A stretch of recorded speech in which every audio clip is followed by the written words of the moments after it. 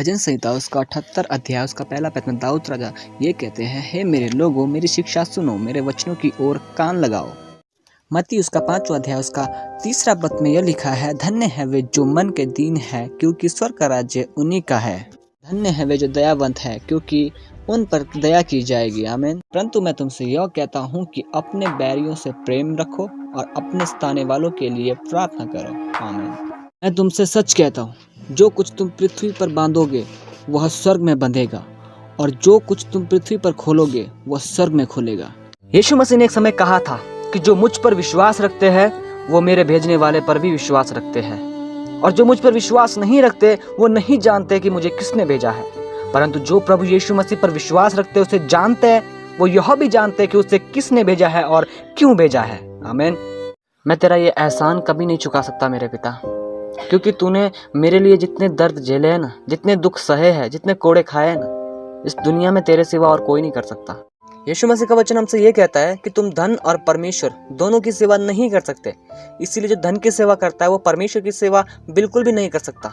अगर आप धन की सेवा कर रहे हो तो परमेश्वर की सेवा नहीं कर सकते। परमेश्वर ने कहा है कि अगर तुम परमेश्वर की धार्मिकता और उसके राज्य की खोज करोगे, जो तुम्हें चाहिए वे सब तुम्हारे पीछे हो लेंगे। इसीलिए आप परमेश्वर की सेवा कीजिए, धन की नहीं। जिसने मुझे सही रास्ता दिखाया है, जिसने मेरे जीवन को बदला है, जिसने मेरे जीवन की हर एक परेशानी को ख़त्म किया है, जिसने मेरे साथ में साथ दिया है, जिसने मेरे आंसुओं को पोंछा है, उसे मैं कैसे भूल सकता हूँ और उसे मैं कैसे नफरत कर सकता हूँ। वही मेरा पिता है, वही मेरे जीने का सहारा है। मैं उसे कभी नहीं भूल सकता। और ये मैं मानना ज़रूरी नहीं समझता कि मेरे लिए क्या गलत है और क्या सही, पर जिसने मुझे सही रास्ते पर चलाया है, सही रास्ता दिखाया है, उससे मैं कभी नहीं भूल सकता। आज भले ही कितने लोग प्रभु यीशु मसीह को नहीं जानते और उस पर विश्वास नहीं करते, और कई लोग जानकर विश्वास नहीं करते, परंतु ये दावा है मेरा, जिस दिन उसका राज्य आएगा, जब वो अपनी महिमा के साथ इस पृथ्वी पर वापस लौट कर आएगा ना, पूरी दुनिया के लोग उस दिन कांप जाएंगे। प्रभु यीशु मसीह ने हम सभी के अंदर दया की आत्मा दी, सच्चाई की आत्मा दी, पवित्रता की आत्मा दी। उसने गलत काम किसी को नहीं सिखाया, उसने गलत काम किसी को नहीं बताया। उसने सिर्फ सही काम, सही रास्ते पर चलना सिखाया, सही रास्ता दिखाया। फिर भी लोग उसे गलत कहते हैं। ऐसा कोई भी काम नहीं है जो गलत कामों में गिना जाए, परंतु फिर भी लोग देखकर अनजान हैं। वे परमेश्वर के काम को देखते तो है, पर उन्हें लगता है कि ये गलत है।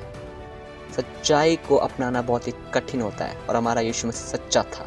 वो निर्दोष होने के बावजूद भी सब कुछ सहता रहा, सिर्फ परमेश्वर के वचनों के बारे में सबसे कहता रहा। किसी ने भी विश्वास नहीं किया उसके नाम को, कि किसी ने भी विश्वास नहीं किया उसके नाम को। आज भी लोग झूठा साबित करना चाहते हैं उसके सच्चे के काम को, कि अभी तो डरते नहीं हम किसी बात से, कि अभी तो डरते नहीं हम किसी बात से, पर आने वाला समय बहुत डरावना होगा जब परमेश्वर के हाथों सबका न्याय होगा। आज कितने मसीह भाई बहन ये सब कहते हैं कि मैंने प्रभु से ये मांगा और परमेश्वर ने मुझे नहीं दिया, मैंने परमेश्वर से ये चीज़ मांगा था और अभी तक परमेश्वर ने मेरे जीवन में नहीं किया।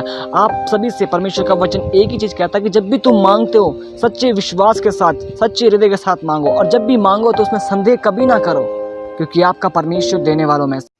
आपके पास पार्टी करने के लिए टाइम है, आपके पास फ्रेंडों के साथ घूमने के लिए टाइम है, आपके पास हॉलीडे मनाने के लिए टाइम है, आपके पास पिकनिक मनाने के लिए टाइम है। जब पास्टर का फ़ोन आए और आपसे कहे कि हमें परमेश्वर के काम से जाना है, तो आपका सवाल रहता है कि पास्टर जी आज मेरी तबीयत ख़राब है, पास्टर जी आज मेरे पेट में दर्द है, पास्टर जी आज मेरी तबीयत ख़राब है, मैं नहीं जा पाऊँगा। सब जानते हैं पर कोई करना नहीं चाहता, पर आपका परमेश्वर सब जानता है। हालेलुया। यीशु मसीह ने अपने चेलों से एक समय कहा कि तुम कल की चिंता क्यों करते हो? क्या कल खाएंगे, क्या कल पिएंगे और क्या कल लगाएंगे? आकाश में उड़ने वाले पक्षियों को देखो, ना ही तो वो बोते हैं और ना ही तो वो काटते हैं, परंतु आपका परमेश्वर फिर भी उन्हें खिलाता है, तो तुम्हें क्यों ना देगा?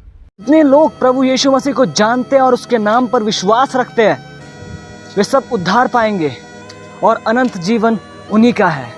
अब ऐसा भी नहीं है कि अगर हम परमेश्वर के दास तो हमारे जीवन में शैतान काम नहीं करेगा, करता है, बट हमें चौकस रहना है, प्रार्थना में रहना है। ठीक है, अगर हम प्रार्थना में है, परमेश्वर के उपवास में है, फास्टिंग में है, परमेश्वर से प्रार्थना कर रहे हैं, परमेश्वर में है, तो शैतान हमारे जीवन में एंटर नहीं कर पाएगा। वो जलेगा हमसे, डरता है। ठीक है, वो परमेश्वर के वचन से डरता है। आप परमेश्वर के वचनों से उसे इनकारोगे, डेली प्रार्थना में उससे डांटोगे, तो वो आपके पास नहीं आएगा। अगर आप उसे मौका दोगे, ठीक है, आप प्रार्थना से दूर भागोगे, वचन पढ़ने से दूर भागोगे।